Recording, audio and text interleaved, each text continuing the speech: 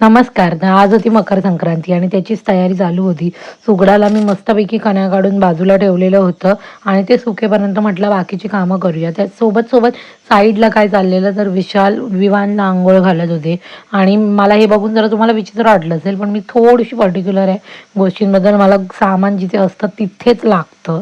तर हे सगळं काम झालं आणि तोपर्यंत विशालची पण तयारी झालेली होती विवानला द्यायची माझ्याकडे. तर विवानला घेतलं पटकन आणि असं झटक्यात मी त्याला रेडी केलं की विवान पण खुश होऊन मला पप्पी दिलं.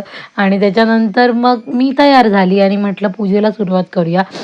मी तयारी करत होती पूजेची. सुगडला मी चांगल्यापणे धुवून घेतलेलं, ऑब्व्हियसली त्याच्यावर कण्या काढलेल्या. आमच्यात ना त्याच्यात पाणी टाकून त्याच्यात हळद कुंकू टाकतात त्या पाण्यात आणि सुपारी आणि ₹1 जनरली टाकतात, पण आम्ही इथे आहोत लंडनमध्ये तर आम्ही 1 पाऊंड टाकला.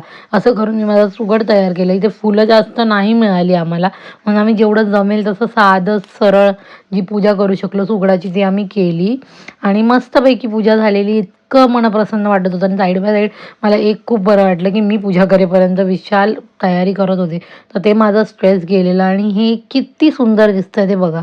त्याच्या देवाऱ्यामुळे ना ह्या सगळ्यात इतकं म्हणजे असं म्हणतात ना की 4 चांद लागून जातात. आणि हे असं सुंदर आमची पूजा झालेली. नंतर मग मी विशालला विश केलं. मी त्यांना म्हणते की तिळगुळ लाडू नाही आहे, पण ते बिना घेतल्याच तुम्ही विश घ्या माझी आणि दॅट्स इट. Happy Makar